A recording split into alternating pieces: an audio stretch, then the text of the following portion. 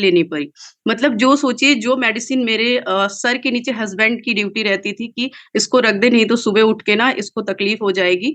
तो वो मेरे सर के नीचे बोलते थे यहाँ पानी रखा हुआ है, यहाँ तुम्हारी मेडिसिन है, तुम इसे सुबह ले लेना। वो मेरे मतलब पिलो के नीचे रखी जाती थी। तो वो मुझे 1 मंथ में नहीं हुआ और फिर मेरे हस्बैंड मतलब बोले कि जो है तुम अभी ठीक लग रहे हो, मतलब अच्छा लग रहा है और खुशी हो रही है, आप इस क्लब में बने रहो। कुछ भले ही कुछ भी ना मिले, लेकिन आप इस क्लब में बने रहिए और अपनी जो रूटीन है, डाइट है, उनको फ़ॉलो कीजिए और मेडिसिन खाना कोई अच्छी बात नहीं है। तो उन्होंने मुझे पीछे से पुश करते रहिए और मैंने 3 महीने के अंदर अपना 14 केजी वेट लॉस किया। साथ ही साथ कुछ मैंने न्यूट्रिशंस ऐड किए। मैंने पूछा, मेरी कोच है रश्मि सिंह मैम, उनसे पूछा कि मैम क्या कर सकते हैं? तो मुझे उन्होंने न्यूट्रिशन सजेस्ट किया, स्किन बूस्टर दिया और भी कुछ न्यूट्रिशंस हैं, जो मुझे वेट लॉस में भी काफ़ी हेल्प करे और मैं अपनी कैलोरीज़ को मेंटेन कर पाई। तो उसको लेने से मैं अपना आप को आज बिल्कुल बेहतर और अच्छा फ़ील कर रही हूँ। और सबसे बड़ी बात ये है कि ऐसा नहीं है कि हम कोचेज़ बीमार नहीं पड़ते हैं या हमें कुछ भी नहीं होगा, ऐसा नहीं होता है। हमारी बॉडी है, मौसम के हिसाब से हमारी बदलती है, तो थोड़ा-सा हमारे बॉडी पे इम्पैक्ट पड़ता ही पड़ता है, उसका असर आता ही आता है। लेकिन एक नॉर्मल से और हम लोग के बॉडी में बस इतना फ़र्क होता है कि हम लोग रिकवरी अच्छी करते हैं।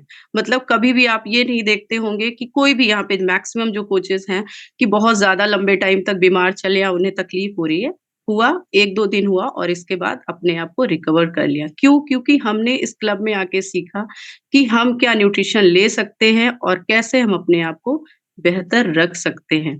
तो मेरा तो बहुत अच्छा एक्सपीरियंस रहा, तो थैंक यू सो मच और साथ ही साथ मेरे बच्चे दिल्ली जैसे सिटी में पॉल्यूशन जहाँ पे लोग डरते हैं आने से, मैं भी डरती थी, लेकिन आज मुझे डर नहीं लगता, बल्कि मैं चाहती हूँ कि मैं अभी दिल्ली में ही रहूँ।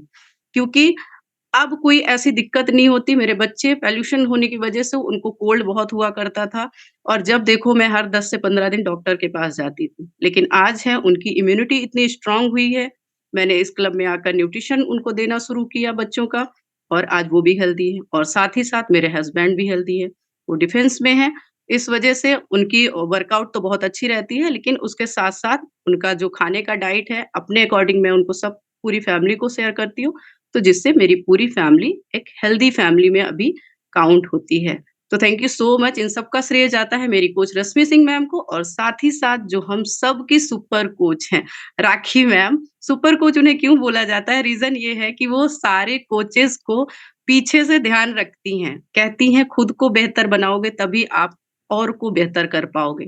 इसलिए वो हर हर समय इंस्पायर हम सब कोचेज़ को करती रहती हैं, सपोर्ट करती हैं कि अपने आप को बेहतर रखो, हेल्दी रखो और लोगों की मदद करो। तो दिल से ग्रैटिट्यूड सबसे पहले मैं देना चाहूँगी अपनी कोचेज़ को और साथ ही साथ सभी कोचेज़ जो यहाँ इस प्लेटफ़ॉर्म में हैं, उनके लिए भी क्योंकि मैं आई थी एक नॉर्मल अपनी जर्नी के लिए और उनसे मैं हर समय आज भी मैं कुछ न कुछ हर कोच से कुछ न कुछ सीखती हूँ और उसी के ज़रिए मैं आप सब तक मैं अपने आप को प्रेज़ेंट कर पाती हूँ। तो चलिए, आज का जो टॉपिक है उसके बारे में सपना मैम ने तो बता दिया है, बट फिर भी है ट्रांसफॉर्म योर लाइफ़। मतलब ट्रांसफॉर्म योर लाइफ़ का मतलब है कि आप अपनी लाइफ़ को कैसे बदल सकते हैं और कैसे अपने आप को बेहतर रख सकते हैं। अब लाइफ़ को बेहतर बनाने के लिए, रखने के लिए हमें क्या ज़रूरी होता है? लोग सोचते हैं कि बेहतर लाइफ़ के लिए हमारे पास लग्ज़री गाड़ी होनी चाहिए, पैसा होना चाहिए या चीज़ें होती लेकिन ये बेहतर लाइफ़ को रखने का अच्छा नहीं है। बेहतर लाइफ़ को अच्छा चलाने के लिए ज़रूरी होता है पोषण, सबसे पहला और हर चीज़ में, हर टॉपिक में, हर सेशन में मैक्सिमम हर बार हम लोग ये समझाने की कोशिश करते हैं कि अगर आपने अपने खाने का जो पोषण है, अगर आपने वो सुधार लिया, तो आप मान के चलिए कि आप 80% अपनी लाइफ़ की दिक्कतों को आप ठीक कर सकते हैं। 80% 20% अप-डाउन्स आते हैं ऐज के अकॉर्डिंग ऊपर-नीचे होते रहते हैं, लेकिन 80% आप अपने आप को हेल्दी उसमें ग्रुप में ला सकते हैं। तो पोषण क्या होता है? सबसे पहले मैं आप सबको बताऊँगी पोषण वो प्रक्रिया है, जो कि हम रोज़ खाना खाते हैं और जो भी हम खाते हैं, जो भी रूप में हम खाना खाते हैं, उसका हमारी बॉडी को जो रिज़ल्ट मिलता है, जो वो होता है पोषण। मान लीजिए कि हमने अगर अच्छा खाना खाया है, बहुत अच्छी हेल्दी डाइट ली है और वो वही हमारी बॉडी में जाएगा और उसी हिसाब से हमारी बॉडी में रिएक्शंस होंगे। अगर हम अच्छा खाना खाएँगे, तो हमारी बॉडी को ऊर्जा मिलेगी और हमारी बॉडी में अच्छी एनर्जी बनी रहेगी और हमारे सोचने-समझने की क्षमता है, उसमें काफ़ी अच्छी वृद्धि होगी। लेकिन वही साथ-साथ अनवांटेड जैसो मतलब मान के चलिए कि जो वैसे फूड होते हैं कि जो हमारी बॉडी के लिए हार्मफुल होते हैं, अच्छे नहीं होते हैं और उनको हम खाते हैं। हम ये जानते हैं कि वो अच्छे नहीं होते हैं, लेकिन फिर भी हम उनको कहीं न कहीं अपनी डाइट में ले लेते हैं, जिसकी वजह से फिर क्या होता है कि हमारी बॉडी में उतनी एनर्जी नहीं रहती है और हम हर वो काम इतना ईज़ी नहीं कर पाते हैं। तो इसलिए पोषण जो है हमारी बॉडी के लिए बहुत ज़रूरी माना जाता है और रोज़ के कामों के लिए जो हमें एनर्जी चाहिए होता है, उसके लिए एक हेल्दी पोषण, एक हेल्दी डाइट बहुत होना ज़रूरी है। अब होता है पोषण कितने प्रकार के होते हैं? अभी तक तो है पोषण ये होता है कि हेल्दी खाना खाना है, अच्छा खाना खाना है, लेकिन पोषण कितने प्रकार के होते हैं? पोषण जो है ना उसकी 3 कैटेगरी होती है, वो 3 प्रकार के होते हैं। 3 में सबसे पहला आता है सुपोषण। सुपोषण मतलब बहुत ही अच्छा खाना। मतलब जो आपका इधर-उधर का खाना नहीं है, एक जो हेल्दी खाना है, जहाँ पे सारी चीज़ें आप ले रहे हैं, प्रॉपर ले रहे हैं और आपका बॉडी बहुत हेल्दी है, बहुत अच्छा आपका जो है जो सोचने-समझने की क्षमता है, वो बहुत अच्छी है, आपकी एनर्जी लेवल अच्छा है, तो वो होता है सुपोषण। मतलब आप हर तरह का पोषण ले रहे हैं, आपको किसी भी तरह की दिक्कत नहीं है। अल्प पोषण आजकल देखा जाए तो सुपोषण से ज़्यादा हम लोग अल्पोषण पे हैं। अल्पोषण मतलब कि आप खाना खा रहे हैं, लेकिन आप क्या करते हैं, खाना अपने पेट भरने के लिए खा रहे हैं। मतलब कि हमने ठीक है, रोटी-सब्ज़ी बनी है, खा लेते हैं, लेकिन उसके बाद इवनिंग में हम ऑप्शन क्या देते हैं? इवनिंग का आप कभी सोचते हैं कि हम सुपोषण या अल्पोषण में हैं? आपने लंच तो एक ठीक है, टिफ़िन के लिए दे दिया, एक रोटी-सब्ज़ी बाँध दिया, या हस्बैंड चले गए, बच्चे चले गए और शाम को क्या करते हैं, आज ये प्लान करते हैं। तो जो भी आप प्लान करते हैं, क्या आप कभी सोचते हैं मतलब गलती से भी एक बार भी हम लोग, ना कि आप, हम भी लोग, क्या कभी सोच पाते हैं इस बात को कि क्या हम खा रहे हैं? या ये हमें रात में खाना चाहिए कि नहीं खाना चाहिए? आप सोचिए कि आपको पता है लेकिन बच्चे की डिमांड के अकॉर्डिंग बच्चा स्कूल से आया, बच्चे ने बोला आज मम्मा आपने टिफ़िन अच्छा नहीं दिया मुझे, आज मुझे तो ये खाना है। मम्मा बोली ठीक है बेटा आपको मिल जाएगा। बच्चे को बना, साथ में हमने भी खाया और वो कोई भी चीज़ हो सकती है, आपके मैगी भी हो सकते हैं, आपके नूडल्स भी हो सकते हैं, आपके पिज़्ज़ा भी हो सकते हैं, कुछ भी आपके वैसे हो सकते हैं जिसे हम बच्चों की मर्ज़ी के अकॉर्डिंग उसको देते हैं और साथ ही साथ हम लोग भी उसको एन्जॉय करते हैं। तो वो अल्पोषण जो है मतलब कि आपने एक तो रोटी-सब्ज़ी दी, जो सुबह से पूरी प्रॉपर एक डाइट होना चाहिए था, वो ना हमने खुद लिया, ना बच्चे को दिया। इनफैक्ट उसके साथ-साथ ना देने के साथ-साथ आपने क्या किया कि आपने और जो थोड़ी बहुत हमारी बॉडी को एनर्जी मिली हुई थी और जो चीज़ अभी एनर्जी नहीं मिलने वाली चीज़ है, वो भी हमने दे दिया। मतलब आप अच्छे से ज़्यादा आपने खराब चीज़ पे ध्यान दे दिया। तो अल्पोषण की क्या होता है कि अगर हम अच्छा खाना नहीं खाएँगे, अच्छा मतलब जो है जिसमें विटामिन्स, मिनरल्स, प्रोटीन और कार्ब्स ये सारी चीज़ें अगर हम अच्छा खाना नहीं खाएँगे, तो क्या होगा अल्पोषण से धीरे-धीरे हमारे शरीर में गंभीर बीमारियाँ बनने लगती हैं। पहले के मुकालबे अगर आज आप देखेंगे, तो पहले लोग इतना बीमार नहीं पड़ते थे। इनफैक्ट बीमारी का ज़्यादा वो लोग नाम भी नहीं जानते थे। लेकिन जैसे-जैसे जनरेशन बदलती गई, जनरेशन गैप होता गया और बाहर से चीज़ें हमारे इंडिया में, कंट्री में हमारे इन होती चली गई और वो स्वाद के ज़रिए-ज़रिए हमने अपने साथ-साथ अपनी आने वाली पीढ़ी को भी हमने उसका शिकार बना दिया है। और वो फिर धीरे-धीरे क्या होता है कि कुपोषण का शिकार हो जाते हैं।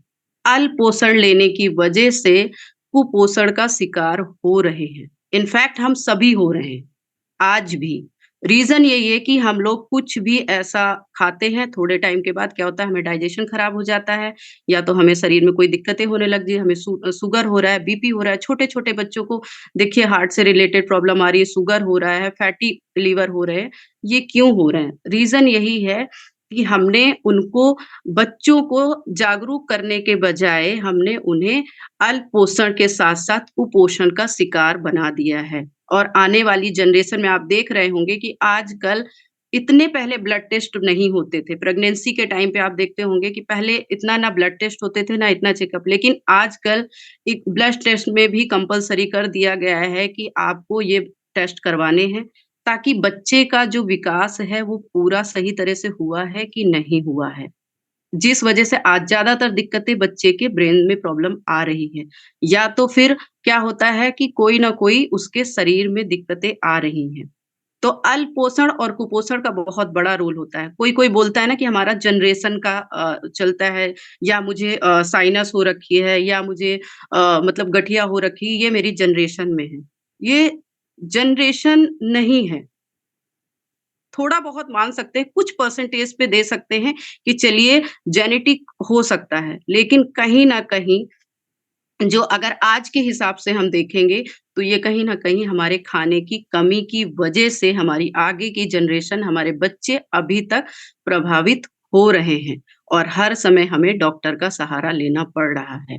तो इसीलिए है कि आप लोग कोशिश कीजिए कि आप अपने बच्चे को कम से कम मैक्सिमम हेल्दी खाना दें, और मिनिमम एक ऑप्शन में रखें, और उनके लिए एक दिन डिसाइड करें कि उन्हें पूरे टाइम अगर वो पोषण लेते हैं, अच्छा पोषण लेते हैं, तो उनको 1 दिन उनके लिए मिलेगा जहाँ पे वो अपनी पसंद की डाइट को एन्जॉय कर सकते हैं, ना कि उसे रेगुलर डाइट में उसको फ़ॉलो करवाएँ।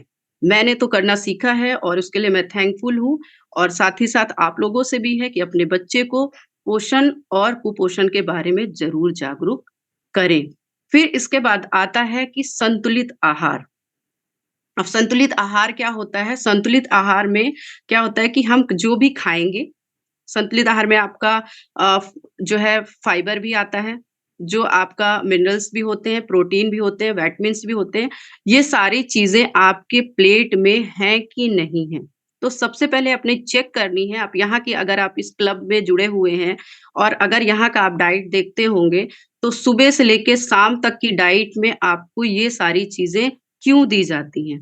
हमें क्यों बोला जाता है कि आप एक फल ज़रूर खाइए, या आप हरी पत्तेदार सब्जियाँ ज़रूर खाइए, या फिर आप हर डाइट में अपने प्रोटीन ऐड कीजिए, और पानी अच्छे से पीजिए। हमें क्यों बोला जाता है? क्यों? क्योंकि ये हमारी बॉडी की नीड है, और जो भी हम खाना खाते हैं, वो खाना हमारे शरीर की ज़रूरत होती है। उस ज़रूरत के हिसाब से हमारा शरीर जो है चलता है।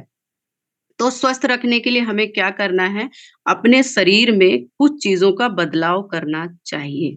जैसे कि सबसे पहला जो हमारा बदलाव है कि हमें खाना ताज़ा खाना चाहिए। आप सब कुछ बहुत अच्छा ले रहे हैं। जैसा क्लब में बताया जा रहा है, आप पूरी तरह से जो भी प्लेट में आपको बोला जा रहा है, आप पूरा अच्छे से फ़ॉलो कर रहे हैं। लेकिन आप ये सोचें कि ये भी तो पत्तेदार हरी सब्ज़ी है, और कल ही तो बनाई है, एक काम करते हैं बच रहा है, तो इसको फिर से हम या तो रात में ले लेते हैं, या तो फिर हम इसको फ्रिज में रख देते हैं और सुबह ले लेंगे। उससे क्या होगा? सब्ज़ी तो हरी है ना, और चीज़ें हैं, नहीं। आप जो भी बनाएँ, उसे ताज़ा यूज़ करें। कोशिश करें 4 से 5 घंटे में उस खाने को ख़त्म कर दें, और फ्रिज में तो बिल्कुल भी स्टोर करके रख के नहीं खाइए। हाँ, सब्जियाँ हैं, गर्मी पड़ती है, मजबूरी है, सब्जियों को भी आप क्या कर सकते हैं, आप सब्जियों को डायरेक्ट फ्रिज में खुला करके मत रखिए।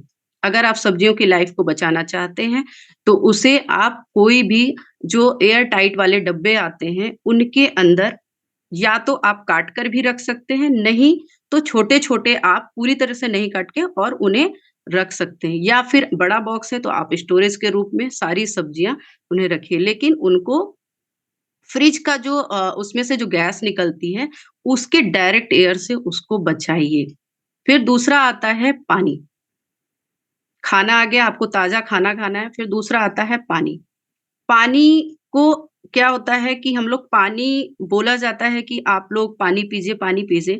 क्या अभी कभी आप लोगों ने सोचा है कि ये पानी-पानी ज़्यादातर पानी-पानी क्यों बोला जाता है? हर समय बोला जाता है कि पानी पीते रहिए, पानी पीते रहिए, पानी पीते रहिए। क्यों? क्योंकि हमारी जो बॉडी है, हमारी बॉडी में खाने से ज़्यादा हमारे शरीर में ना पानी की डिमांड ज़्यादा है। क्योंकि हमारी बॉडी 70% हमारी बॉडी पानी से बनी हुई है। हर जगह पानी चाहिए और जो भी यूज़ होता है, सबसे ज़्यादा पानी का ही इस्तेमाल होता है, वो चाहे जो चीज़ हो। आप मैं जैसे बात कर रही हूँ, बोल रही हूँ, तो मेरा गले अभी सूखेगा और मुझे पानी पीना पड़ेगा। क्यों? क्योंकि अभी मुँह का मतलब मेरा बोलने का इस समय चल रहा है, मैं बात कर रही हूँ, तो मुझे पानी की ज़रूरत पड़ेगी। मेरी आँखें हैं, मैं स्क्रीन पे चल रही, थोड़ी देर कंटिन्यू देखूँगी, तो आँखों में दर्द होने लगेगा, ड्राइनेस होने लगेगी, फिर मेरी वहाँ पे भी पानी की ज़रूरत पड़ती। तो हर एक अंग में पानी की ज़रूरत पड़ती है, इसलिए पानी की इम्पोर्टेंस समझिए, आपके डाइजेशन के लिए भी बहुत अच्छा पानी माना जाता है और पूरे शरीर को चलाने के लिए भी और बॉडी में फैट जो होता है, क्यों जमता है? कहीं न कहीं सबसे बड़ा रीज़न होता है पानी कम पीने की वज़ह से। क्योंकि हम जो भी खाते हैं, उसे अच्छे से नहीं पहुँच पाता है या पानी नहीं मिल पाता है, जिसकी वज़ह से हमारे बॉडी में फैट जो है स्टोर होने लग जाता है। तो इसीलिए बोला जाता है कि आप लोग पानी जो है उसकी वैल्यू समझिए और उसे ज़रूर पीजिए। और सबसे बड़ी बात है अगर आप खाना खाते हैं, खाना और पानी, कभी भी दोनों वर्ड साथ में आते हैं ना, खाना और पानी। खाना-पानी का यही इसीलिए बोला जाता है कि खाना खाइए और पानी पीजिए। तो दोनों का जो दोस्ती है वो इसीलिए बनाई गई है कि खाने के साथ-साथ उससे ज़्यादा ज़रूरी है पानी। दोनों एक-दूसरे के बिना नहीं रख सकते, इनफैक्ट खाना भी आप बिना पानी के नहीं बना सकते हैं। चाहे वो धुलने का इस्तेमाल हो, चाहे वो सब्ज़ी में डालने का इस्तेमाल किया जाए। तो इसलिए पानी की वैल्यू समझिए और अपने शरीर में पानी को बढ़ाइए, वो चाहे ठंडी हो, गर्मी हो, बारिश हो। शरीर को बराबर ज़रूरत पड़ती है, शरीर से हम रोज़ काम लेते हैं ना, तो पानी तो हमें देना पड़ेगा। ऐसा तो है नहीं कि ठंडी आ गई है तो अब हम काम नहीं कर रहे हैं, हमारी बॉडी काम नहीं कर रही है। जबकि ठंडियों में ज़्यादा ही ज़रूरत पड़ती है पानी की। आपकी बॉडी ड्राई पड़ जाती है, क्यों? स्किन ड्राई होने लग जाती है, क्यों? रीज़न यही है कि हम पानी उतना ज़्यादा अपने शरीर को नहीं देते हैं। फिर इसके बाद आता है कि खाने में हम खा तो रहे हैं, लेकिन आपको कभी-कभी ऐसा फ़ील होता होगा कि मुझे ना मीठा खाने का मन करता है, मतलब एक क्रेविंग हो जाती है। तो आप अपने खाने में आप इधर-उधर स्पेशली चीनी, जो सफ़ेद चीज़ें होती हैं मैक्सिमम उनको अवॉइड करना चाहिए और साथ ही में अगर आपको फिर भी मीठा खाने का मन करता है, तो आप मीठे में ऑप्शन चुनने में आप नट्स का सहारा ले सकते हैं और या तो अंजीर या तो खजूर, इन सब चीज़ों को अपने घर में रखने की कोशिश कीजिए और जब भी आपका मीठा खाने का मन हो, तो थोड़ा-सा आप उसको लीजिए और अपनी क्रेविंग्स को कम कीजिए। ये आपके लिए है आपकी क्रेविंग्स रोकने की टिप्स। और दूसरा है पानी का। जैसे कि आपका मान के चलिए कि आपको कभी-कभी मन करता है कुछ लिक्विड पीने का।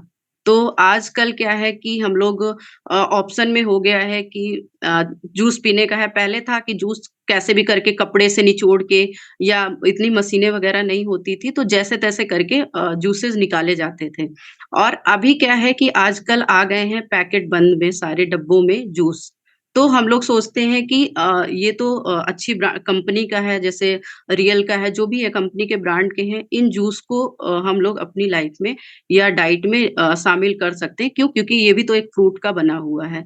लेकिन आप ये सोचिए कोई जूस अगर आप निकाल कर रखे हुए हैं घर पे और उसको आप कितनी देर तक रख सकते हैं? आप इनफैक्ट फ्रिज में भी अगर आप उस चीज़ को रखते हैं, तो वो आपकी उसका टेस्ट ही नहीं रहेगा। आप 3 घंटे, 2 घंटे के बाद देखिए आप वो जूस नहीं पी पाएँगे, जो कि आप ताज़े जूस में पी पाएँगे। तो कभी आपने सोचा है जो हम अपने बच्चे को जो हम जूस निकालते हैं, वो तो ₹50 में भी नहीं बनेगा एक प्रॉपर 1 ग्लास और आपने कभी सोचा है कि वो डब्बा ₹10 में उस जूस का मिल जाता है और ऑरेंज जूस हो, मिक्स जूस हो, कैसे मिल जाता है? और वो सालों तक खराब नहीं होता। मिनिमम उसकी एक्सपायरी 6 मंथ की होती है और कोई-कोई तो सालों होती है। तो इस चीज़ को कभी आपने सोचा है कि ये क्यों बचता है? क्यों बचा रहता है? हम जो चीज़ बनाते हैं वो खराब हो जाती है, लेकिन जो चीज़ दुकानों में मिलती है वो खराब नहीं होती है। रीज़न ये है कि उसके पीछे कि उसमें बहुत ज़्यादा ही केमिकल ऐसा डाला गया है, फूड केमिकल, ताकि उस चीज़ को बचा रहे और वो खराब ना हो। उससे आपको कुछ नहीं मिलने वाला है।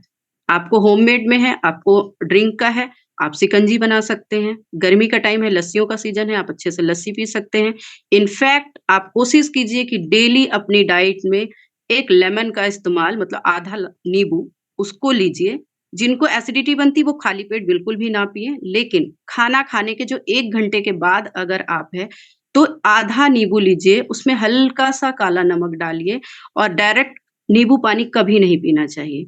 उसमें आप हल्का-सा काला नमक डालिए, या तो गर्मी है तो थोड़ी-सी मिश्री का इस्तेमाल कर सकते हैं और उस पानी को आप पीजिए। वो पानी आपको हेल्प करेगा, विटामिन सी आपको मिलेगा और आप जो भी खाएँगे उसको डाइजेस्ट करने में भी वो हेल्प करेगा। तो आप क्रेविंग के लिए, आपके लिए रिक्वेस्ट है आप सभी से कि आप लोग क्या करिए कि अपने लिए डेट्स, अंजीर या फिर थोड़ा-सा आप गुड़ रख सकते हैं अपने मीठे की क्रेविंग के लिए। और ड्रिंक के लिए आपके बाहर का ऑप्शन चुनने से अच्छा है, आप अपने घर में, क्योंकि होममेड कुछ भी बनाएँगे, तो कुछ तो ज़रूर देगा वो आपके शरीर में। लेकिन बाहर से आप अगर लेंगे उसमें से कुछ भी नहीं मिलेगा। इनफैक्ट वो हमारे शरीर को और हार्म पहुँचा देगा। तो इसलिए जब भी सॉफ्ट ड्रिंक आपके मन में आए, तो घर का बना हुआ ही ऑप्शन में लें। फिर आता है थर्ड, जो मेरा जो सबसे मेन ज़रूरी होता है, शारीरिक प्रक्रिया। अभी तक था पोषण से रिलेटेड कि क्या खाएँ, क्या नहीं खाएँ और क्या ऐसा करें कि हम अपने आप को हेल्दी और बेहतर रख सकते हैं। अब इन सब चीज़ से बिल्कुल हटकर चलते हैं, जहाँ पे आता है शारीरिक प्रक्रिया। शारीरिक प्रक्रिया का मतलब है, सबसे पहला अपनी बॉडी से डेली 30 मिनट एक्सरसाइज़ ज़रूर करवाएँ। आपको लगता होगा कि हम सभी तो जब देखो झाड़ू, पोछा, बर्तन या घर के काम चलते-फिरते रहते हैं। नहीं, वो हमारी शारीरिक प्रक्रिया में नहीं आता है। वो हमारे लिए टाइम नहीं है, वो मी टाइम वाला एक्सरसाइज़ नहीं है आपका। वो है सबके लिए आप फ़ोकस कर रहे हैं, लेकिन आपकी बॉडी को क्या चाहिए, वो नहीं है। आपको लगता है मैं काम करती रहती हूँ और ये थक जाती हूँ, ये मेरी एक्सरसाइज़ का हो गया। आपकी कैलोरीज़ बर्न होगी, नो डाउट, ठीक है? आपका जो भी आप काम कर रहे हैं, उसमें आपका जो भी आप खा रहे हैं, आपकी कैलोरीज़, एनर्जी सब कुछ बर्न होगा। लेकिन आपकी बॉडी की स्ट्रेचिंग, अगर आपकी बॉडी, देखिए आप कोई भी आप इस क्लब में भी देख सकते हैं, जो पहले बिल्कुल भी अ, उठ नहीं पाते थे, एक्सरसाइज़ नहीं कर पाते थे, लेकिन धीरे-धीरे, धीरे-धीरे आज देखिए वो कोई भी ऐज का हो और वो यहाँ पर एक्सरसाइज़ आज कर पा रहा है। रीज़न यही है कि हमने अपनी बॉडी को धीरे-धीरे खोला है। अपनी बॉडी धीरे-धीरे हमारी खुलती गई, हमने एक्सरसाइज़ किया, हमारे सारे बॉडी के पार्ट्स जो हैं, अच्छे से उनके ओपन हो चुके हैं और हम अभी किसी भी तरह का बॉडी से मूवमेंट्स ले सकते हैं। पोछा, झाड़ू, बर्तन ये सब करने से हमारे बॉडी के सारे जो है ना बॉडी पार्ट्स अच्छे से ओपन नहीं होते हैं। उसके लिए हमें अच्छे से स्ट्रेचिंग करना चाहिए। आप वॉक कर सकते हैं। लोगों को लगता है कि मैं 5 किलोमीटर चल लूँगी तो मेरा एक्सरसाइज़ में काउंट हो गया। बिल्कुल एक्सरसाइज़ होगा, आपकी कैलोरीज़ बर्न होगी, लेकिन स्ट्रेचिंग बहुत ज़रूरी है। 10 मिनट स्ट्रेचिंग बहुत ज़रूरी है। अगर आप आधा घंटे भी वॉक कर रहे हैं, 1 घंटे भी कर रहे हैं, फिर भी आपके लिए 10 मिनट बहुत ज़रूरी है। क्यों? क्योंकि हम वॉक किए हैं, लेकिन हमारे पैर थके हैं। बाकी हमारी बॉडी जो हमारे जो आपस में मिले हुए हैं, सिकुड़े हुए हैं, खुली हुई नहीं है, उसके लिए हमें अच्छे से स्ट्रेचिंग ज़रूरी है। हमारे अगर किसी बॉडी के एरिया में फैट है, तो वो स्ट्रेचिंग हमारी हेल्प करता है उसे कम करने में। पहली ये हुई शारीरिक, दूसरी शारीरिक प्रक्रिया कि अपने आप को एक टारगेट दें, एक लक्ष्य बनाएँ कि मुझे करना ही करना है। चाहे वो वेट लॉस जर्नी हो, चाहे वो एक्सरसाइज़ हो या कोई भी आपकी जर्नी हो। पहले उसके लिए आप डिसाइड कीजिए कि मुझे ये करना है और उस शरीर को आगे पुश करना है कि आज तो मुझे करके ही रहना है।